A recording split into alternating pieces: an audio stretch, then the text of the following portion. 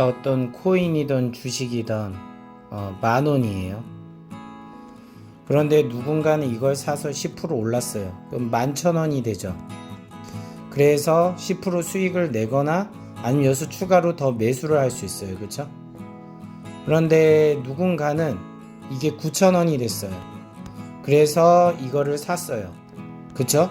이 입장에서는 마이너스 10% 빠진 거예요. 그쵸? 그래서 이렇게 된 거죠. 지금 빠진 건데, 자, 여기 9,000원 입장에서 나중에 11,000원이 되면은 몇 프로 오르는 거예요? 대략 계산해도 20% 오르면은 1,800원 오르죠. 그쵸? 20% 상승하는 거란 말이에요. 맞죠? 그러면은 1,800원이 되니까 20한 1, 2% 된다고 쳐요. 그럼 9,000원인 사람은 11,000원이 된 사람이 약 올리겠지만 처음에는 얘가 좋아하면서 더 샀을 때 나중에 얘는 9,000원 됐을 때 이 사람 입장에서는 어때요? 11,000원이 됐을 때 여러분이 9,000원이 되면 손해감이 어때요?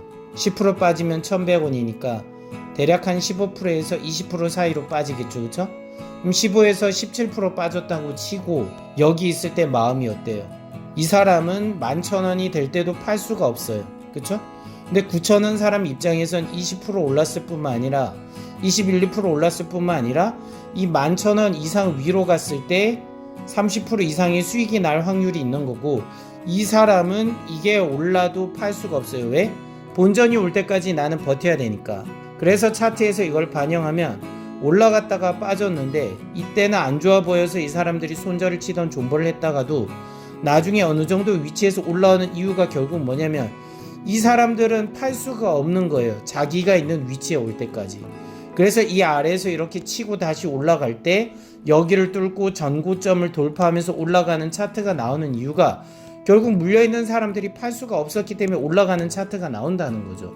그럼 여기 있는 사람은 어때요?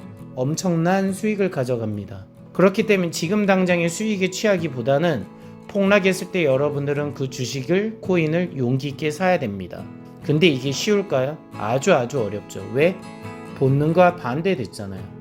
올라갔을 때는 상승을 꿈꾸겠지만 하락했을 때는 어떻게 돼요? 내 돈이 녹으니까 무서워서 팔 수밖에 없어요. 이건 인간의 본능이거든요. 근데 이 본능과 반대로 가야 되죠.